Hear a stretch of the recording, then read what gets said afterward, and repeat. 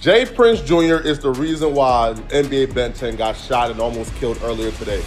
Prince Jr., son of one of the most feared men in hip-hop history, almost got somebody killed today. And I need you to hear why. Because when you find out what started all of this, you're going to be shaking your head for the rest of the day. It wasn't over money. It wasn't over rap beef. It wasn't over territory. It was over a woman, a Detroit rapper's baby mama, to be specific.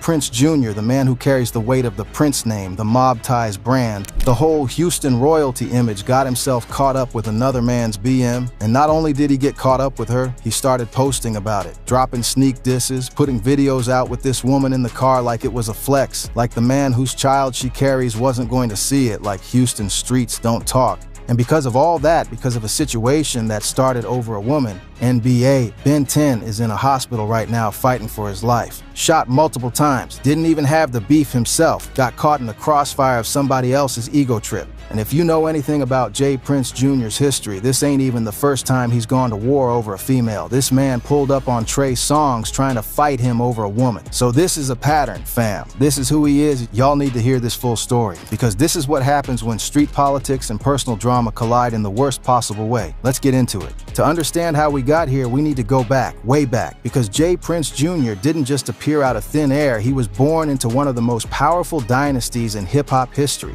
His father, James Prince, the founder of Rap-A-Lot Records, built an empire out of Fifth Ward, Houston.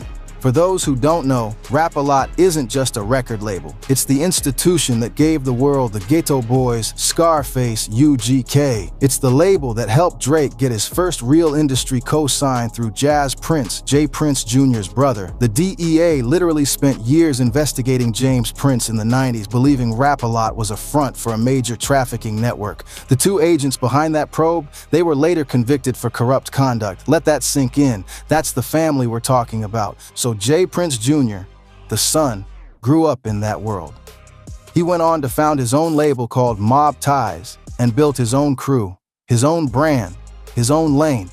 If his father was the king, Prince Jr. positioned himself as the prince of Houston's streets and music scene combined. He's got Finesse 2 times on the roster, or at least he did until Finesse publicly demanded to be released from his Mob Ties contract in early 2026. Comparing the deal to slavery, but we'll come back to that later. Now, here's what you need to understand about Houston and the Prince family before we go any further. There's a concept that has been discussed in hip-hop circles for years, and it's called checking in. The idea is simple. When high-profile rappers come to Houston, they're expected to link with the Prince family, make themselves known, pay respects, and in exchange, they get protection, access, and hospitality in the city. Now, Prince Sr. went on $1 million worth of game and flatly denied enforcing this. He said, "Never. We don't have time for no sucker shit like that." He said there's no money in extortion because he's already got more money than he can spend. But here's the thing, gang. The streets tell a different story. Critics have said for years that checking in is essentially glorified extortion dressed up as hospitality. You come to Houston, you pay for access, you pay for security, and if you don't, you're on your own. The Prince name is close with promoters, venues, bouncers, all of it. And as one forum commenter put it bluntly, these rappers won't run and tell police they're being extorted.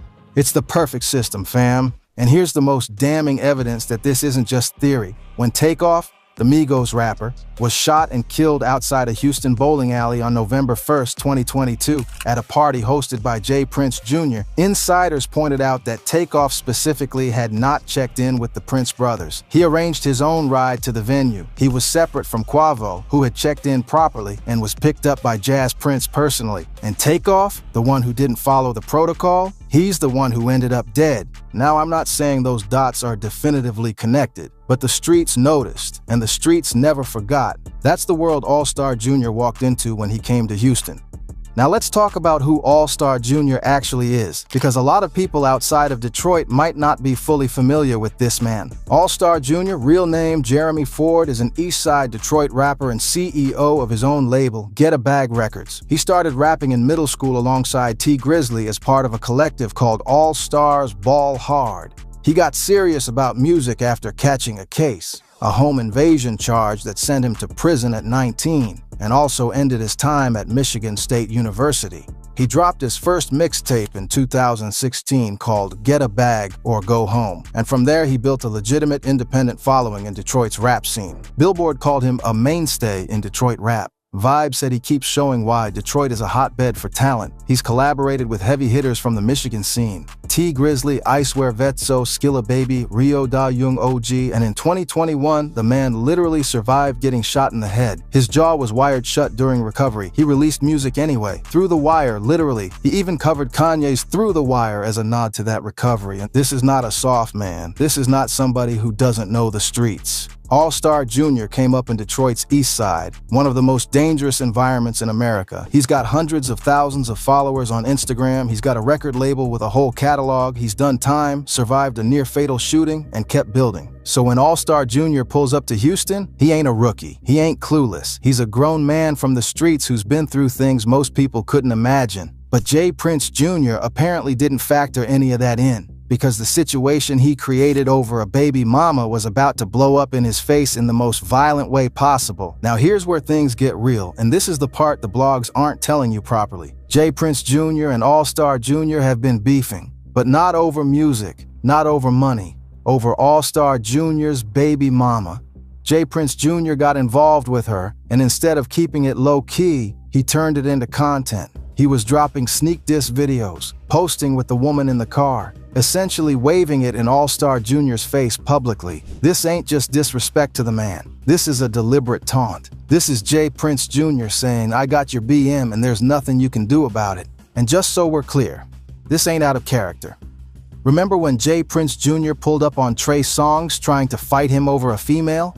This is a recurring theme with this man. He has a documented history of letting situations with women escalate beyond where they should go. But this time the consequences were on a completely different level. Now think about what that public disrespect does to a man from Detroit's East Side, a man who survived getting shot in the head in 2021 and kept rapping, a man who has been through the system, done prison time, built an independent label from the ground up. You think that man is gonna swallow a public baby mama diss and say nothing? So both of them end up at Confessions Restaurant on April 9th, 2026. Same spot, same night. Whether that was by design or by coincidence, we don't know for certain. But what happened next? That was no accident. According to reports circulating on social media, and there is reportedly video of this, JPrinceJr. personally got Allstar Jr. in a headlock. He is literally trying to snatch the chain off this man's neck himself. In person. Hands-on. While JPrinceJr. has him locked up, other people, including NBA Ben 10, are surrounding Allstar Jr., beating on him, going for the jewelry. Let that visual sit with you for a second. The son of James Prince, the CEO of Mob Ties, a man who has the entire Houston network behind him, is personally in a headlock on another man trying to take his chain over a baby mama situation. This is what it came down to. But here's where it gets crazy. Allstar Jr., pinned down, outnumbered, getting jumped, somehow got his hands on a pistol, and he got busy. Multiple shots fired in that restaurant. People diving under tables, furniture flying, pure chaos. 2 people go down. NBA, Ben 10 catches multiple shots to the torso, the other victim takes rounds to the arms and legs, and Allstar Jr. walks out. The man they came to rob, the man they had in a headlock, the man whose chain they were trying to take over a baby mama situation. He's the one who walked out of that restaurant. And the people JPrinceJr. sent to do his dirty work? Hospital, critical condition. This is what happens when ego overrides everything else, fam. Let me break down exactly what this scene looked like based on what's been reported, because I want y'all to understand how chaotic this got. Allstar Jr. and his people are at Confessions. JPrinceJr. is also present. The beef between them over the baby mama has been building for weeks. Public sneak disses, videos, the whole thing. So when they end up in the same spot, JPrinceJr. sees the moment and decides to move. He personally grabs Allstar Jr. in a headlock. That's confirmed in the social media reports circulating from people who were there and have reportedly seen the video. While he's got him locked up, the people he brought with him, NBA, Ben 10 among them, start working on Allstar Jr. It's a coordinated jump, multiple people, one target, clear objective, get the chain. But Allstar Jr. had a pistol on him, and the moment he got any kind of leverage, any kind of reach, he pulled it and started firing. Houston Police Lieutenant R. Wilkins described it to media afterward. The person being robbed got to the ground, managed to produce a firearm, and started shooting randomly. 2 victims went down immediately. The restaurant erupted, people screaming, tables flipping, patrons hiding under furniture. Someone on Instagram Live captured the aftermath. You can hear the panic in people's voices. Bro, why somebody just got killed? That was the energy in that building. NBA. Ben 10 took multiple shots to the torso. He's 26 years old, a close cousin and affiliate of NBA YoungBoy, over 1 million Instagram followers, runs his own clothing brand, has been in YoungBoy's music videos, was literally posting Instagram stories with YoungBoy's manager just hours before this happened, and now he's fighting for his life in a Houston hospital because JPrinceJr had beef with another man over his baby mama and decided to use him as part of the muscle. The second victim was shot in the arms and lower extremities, multiple times according to the police report, both transported in critical condition. Allstar Jr. walked out. The man who got jumped, headlocked, and robbed. He's the one who survived the encounter on his own 2 feet. That's the climax, fam. That's the moment everything changed. Now here's where people started connecting the dots, and this is where it gets deep. First, the baby mama motive is key to understanding why this whole thing is so reckless. Because JPrinceJr. didn't just have a personal grudge, he weaponized it. He turned a relationship situation into a street operation, pulled in NBA Ben 10 and others to execute a robbery, and put himself physically in the middle of it. That's not calculated, that's emotional. And emotional decisions in the streets get people hurt, or in this case, get your own people hurt. Now let's talk about NBA Ben 10's presence specifically, because this is the layer that opens up a whole other dimension to this story. NBA Ben 10 is an affiliate of NBA YoungBoy. And YoungBoy and the Prince family, they already have history, bad history. Back in 2020, YoungBoy's Houston home was robbed, and JPrinceJr. tracked down the stolen items. Instead of handling it privately, JPrinceJr. announced it publicly on Instagram. YoungBoy went off. He felt completely disrespected by the public display. He said don't do no publicly with his business, called the whole thing pussy-ass shit, and essentially cut ties. JPrinceJr. fired back, calling YoungBoy a dumb boy with limited thinking ability. That beef simmered and never fully resolved. So now, in 2026, a YoungBoy affiliate, someone from YoungBoy's actual family circle, ends up in a Houston hospital, shot up in a situation allegedly orchestrated by JPrinceJr. That ain't just a local story. That has the potential to reignite something between 2 of the most significant names in current rap. And if YoungBoy responds, on wax, on social media, anywhere, this becomes a completely different conversation overnight. Now the counter-argument, because we keep it honest here. There will be people who say we can't confirm JPrinceJr. coordinated this. There's no official police statement naming him as a suspect. The investigation is ongoing and fresh, and those are fair points to raise. No charges have been filed against JPrinceJr. in connection with this incident as of right now. But here's what we do have. Social media reports from people allegedly at the scene. Reports that say there is video of JPrinceJr. physically in the altercation, personally in a headlock on Allstar Jr. If that video surfaces publicly, this conversation changes dramatically because at that point it's not allegations, it's documented. And let's zoom out to the Mob Ties brand for a second. In March 2026, Finesse 2 Times, one of JPrinceJr.'s own signed artists, publicly compared his Mob Ties contract to slavery and demanded to be released. That's internal chaos. That's one of your own artists going to the public with grievances. And now this. The Mob Ties brand was supposed to represent strength, loyalty, and Houston's power structure. But an artist suing to get out of his deal, combined with a robbery that backfired and put your own people in the hospital, that's a brand in crisis. Let me run through where everything stands right now. NBA Ben 10, per his family and close associates, is reportedly alert and expected to survive. OG Monique, mother of rapper OG33, who is connected to the YoungBoy camp, posted on Instagram, 10 is alert. Stop the made-up stories. His family is urging fans to wait for official updates rather than trust social media rumors. But expected to survive doesn't mean he's walking out of that hospital tomorrow. This man took multiple shots to the torso. Recovery from that is long, painful, and serious. Allstar Jr., based on what's been reported, was the one who fired the weapon and walked out. Whether he faces any legal consequences depends on Texas law and the full investigation. If it's determined he was defending himself against an active armed robbery, he potentially has a self-defense argument. But that's for the courts to work out. Right now, the streets are not painting him as the villain of this story. JPrinceJr has made no public statement. His Instagram is up. His name is trending. The silence is loud. Now let's talk about the bigger ripple effects. For the young boy camp, losing a close affiliate to a hospital bed in a city where the Prince family already has existing tension with Youngboy is not something that gets ignored. Youngboy is one of the most prolific and vocal artists in rap when he feels some kind of way.